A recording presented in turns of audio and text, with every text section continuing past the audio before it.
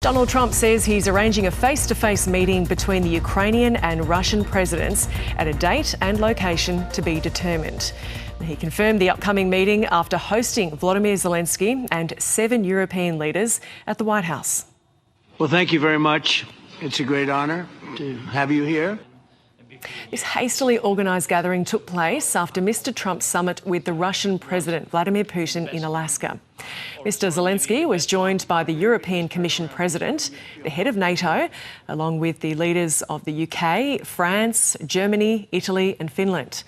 They were there to put on a united front for Kyiv in its long-running war with Russia. The US President says the Kremlin would accept NATO-style security guarantees for Ukraine, but discussions are needed around possible exchanges of territory. He's now arranging direct talks between the Russian and Ukrainian leaders. Ultimately, this is a decision that can only be made by President Zelensky and by the people of Ukraine working also together in agreement with President Putin. And I just think that's very good things are going to come of it. European leaders have continued to press for a ceasefire before any permanent peace agreement, but they've welcomed the US commitment to back European security guarantees for Ukraine.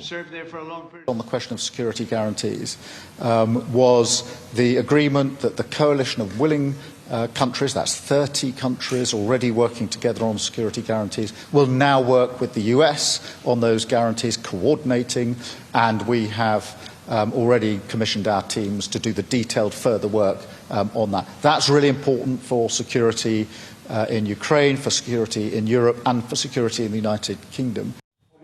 President Zelensky, you look fabulous in that suit. I said the same thing. Yeah, you look good. I said the same thing. Yeah, looks good. I said the one that attacked you last time. See, now he's I remember. I apologize. And before those talks took place, Donald Trump sat down with Vladimir Zelensky in the Oval Office, and the atmosphere was far less charged than their last encounter at the White House.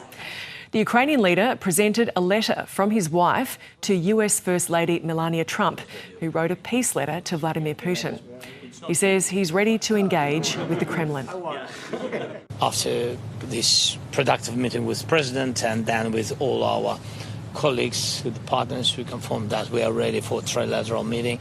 And if Russia proposed to President of the United States bilateral, and then we will see the result of bilateral, and then it can be the trilateral. So I said always, so Ukraine will never stop on the way to peace, and we are ready for any kind of formats, but on the level of leaders. A key sticking point remains Russia's demands. It wants Ukraine to surrender the resource-rich Donetsk region, giving it the entire Donbass, including the territory seen here in yellow, which remains under Ukrainian control.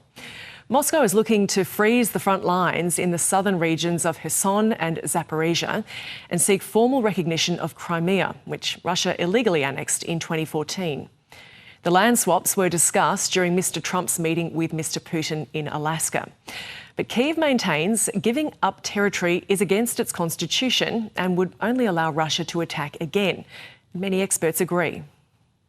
Should these regions be taken by force, Donetsk and Luhansk or Donbass more largely, that this will only set the stage for further and additional invasions by Russia. And I think this is really important for the world to understand, is that when you validate or legitimize force being used to change the borders of a state in the 21st century, this only then legitimizes further changing of borders by force in the 21st century. And I think this is not a rabbit hole that we really want to go down.